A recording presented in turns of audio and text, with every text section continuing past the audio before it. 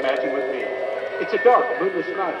In the waters of the Pacific Ocean around the Hawaiian Islands, 6 Japanese carriers are poised 250 miles north of the islands at 0620 Hawaii time. The first of the 350 airplanes of the Japanese Strike Force climb into the pre-dawn darkness and begin their journey to their unsuspecting targets. At 0753, Lieutenant Masao Fujita keys his radio and issues those now famous words, Tora, Tora, Tora, signifying the Japanese have achieved complete surprise. Ladies and gentlemen, it's December 7th, 1941, Pearl Harbor, Hawaii, and you are there!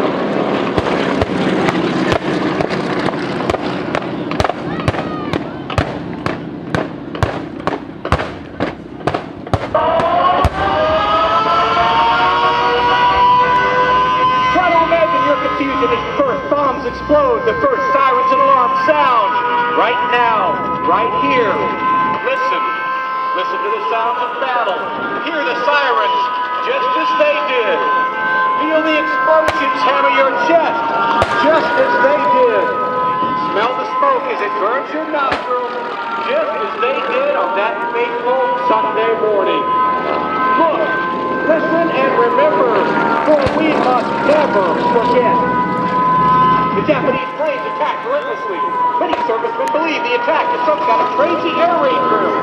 They think the airplanes are American. In fact, one soldier remarks, this is the best day drill the Air Force has ever put on. But when the rising sun becomes visible on the wings of the airplane, everyone knows this is no drill. General Short, the commander of Army Forces, is notified the attack while playing golf. His response, that is ridiculous. General Short will wish he could have been right, but he has never been more wrong.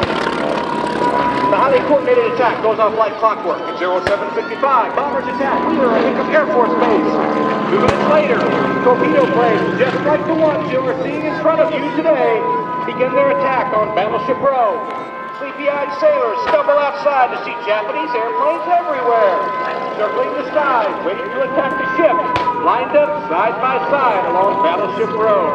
In the middle of Pearl Harbor, they sit like sitting ducks, and they make great targets. In fact, the Japanese have designed new torpedoes capable of striking the ships in this shallow harbor, a technological advancement the Americans are sadly unaware of. The practice ship Utah was the first to be hit. It lists and sinks. The Raleigh takes 2 torpedoes. The battleship Oklahoma and West Virginia are next. The Oklahoma lifts and then capsizes, rolling onto the battleship USS Maryland, which is parked beside it. When the Oklahoma sinks, her belly thrusting out of the burning waters of Pearl Harbor, hundreds of men are trapped. Only 32 of these men would be rescued, and not until a full 46 hours after the attack. The battleship California takes 2 torpedoes and sinks. At the same time, the USS Arizona, which has already taken a torpedo, has a bomb strike next to its number 2 turret. The 1,700-pound projectile penetrates deep into the belly of the ship, first through 1 deck, then 2. It lodges in the number 2 magazine and seconds later. The Arizona erupts like a volcano rising out of the harbor, flames shooting over 500 feet in the air. Almost 1,200 men perished in that moment, sent to a watery grave. Those brave young men still rest in the hold of that great ship at the Arizona Memorial, a testament to their courage, their sacrifice, and their honor. At 0835, the first wave ends. The damage is horrendous. In Washington at 0850, Hawaii time, early afternoon in the States, an hour after the attack begins, Secretary of State Cornell Hall, well aware of what has transpired in Hawaii, was given a letter from the Japanese claiming cause. I have never seen a document that was more crowded with infamous falsehoods and distortions on a scale so huge that I never imagined until today that any government on this planet was capable of uttering it. The second wave of the Japanese attack swarms from Hawaii at 80855. 132 additional aircraft spread out to hit ships, airfields, and barracks throughout Oahu. But for the second wave, the element of surprise is gone, and the Americans fight back, beating the Japanese pay, inflicting damage of their own. A bomb hits the destroyer down while she sits in dry dock. Another strikes the commander of naval forces, Admiral Husband E. Kimball's flagship, the battleship Pennsylvania, which is in dry dock, detonating guns and ammunition. Dive bombers attack the Raleigh, which has already been hit by torpedoes. One bomb hits the aviation tank by mere feet. takes 2 bombs to the sink. The flames on the West Virginia reach as high as the foresail. The attack is devastating, but the day also has numerous stories of heroism. On the Nevada, the south end of Fort Island, it opens fire at 0802, although our captain and senior officers are not on board. Lieutenant Commander J.F. Thomas ignores his wounds and gets the ship underway. Even with a huge hole in her port bow, he is able to beach the ship at Hospital Point as to not block the channel. On the Nevada also, 21-year-old Joseph Tommy Jr., officer of the deck, mans an anti-aircraft battery and continues to direct fire at the enemy aircraft. Even after a bullet passes through his thigh, he refuses to leave his comrades, refuses to leave the battle. He ignores all wounds to fight on. There are also stories of humor. Yeoman first class, Laird Webb, rushes to get his wife and child to a car. This is his story. When we're almost to the car, my wife says, "The baby doesn't have any diapers, get some." This is Armageddon, the end of the world, and my wife has me chasing diapers.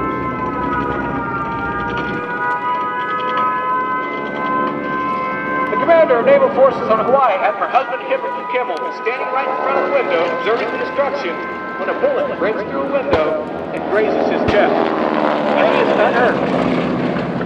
He would have been more merciful had I been killed. As word of the devastation reaches Washington, the country is stunned.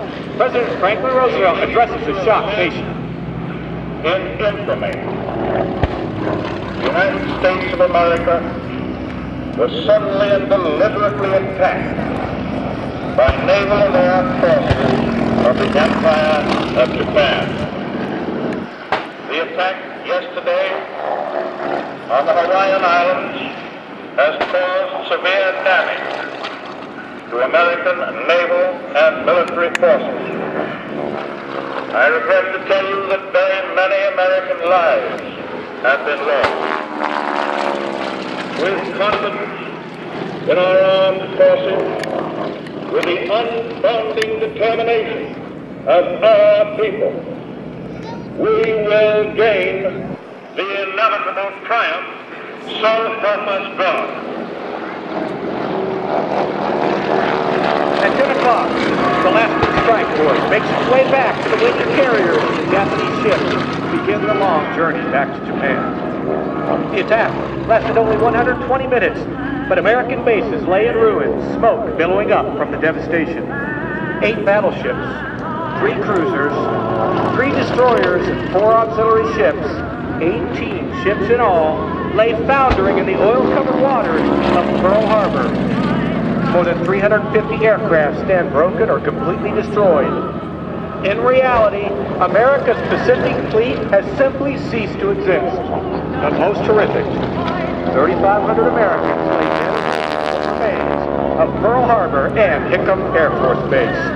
The Japanese lost 29 planes and less than 200 men. The Army and Navy spend the rest of the day attending to the wounded and putting out fires. The Arizona alone burns for 3 days.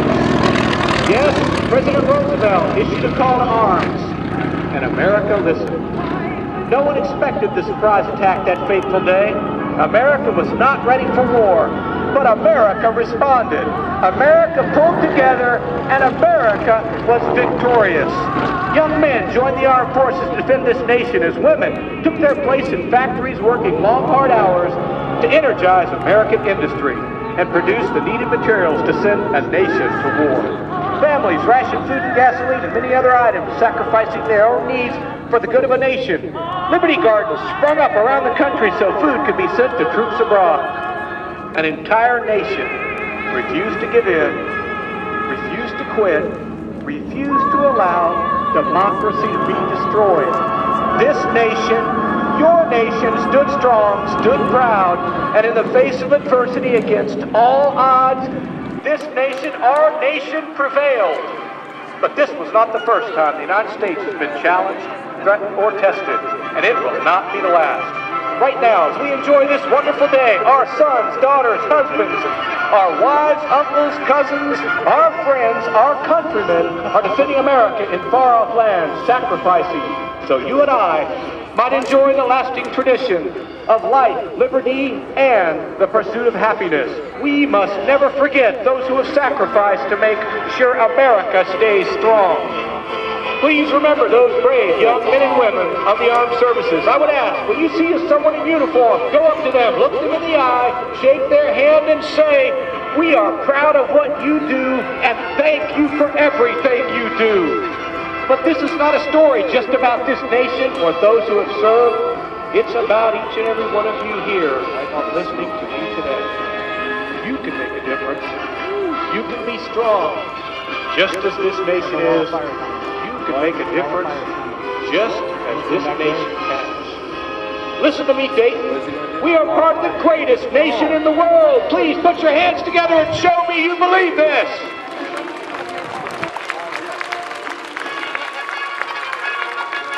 Take this moment to savor what we have, what we are, and to pledge to become involved in your community, your government, and your surroundings. We must not become spectators to our own destiny.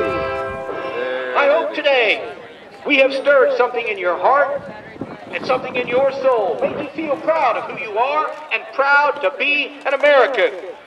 Ladies and gentlemen, the Commemorative Air Force, an organization of thousands worldwide committed to the preservation of aviation history, would welcome you to visit one of the finest aviation history museums ever created in Midland, Texas, celebrating more than 150 aircraft used in the period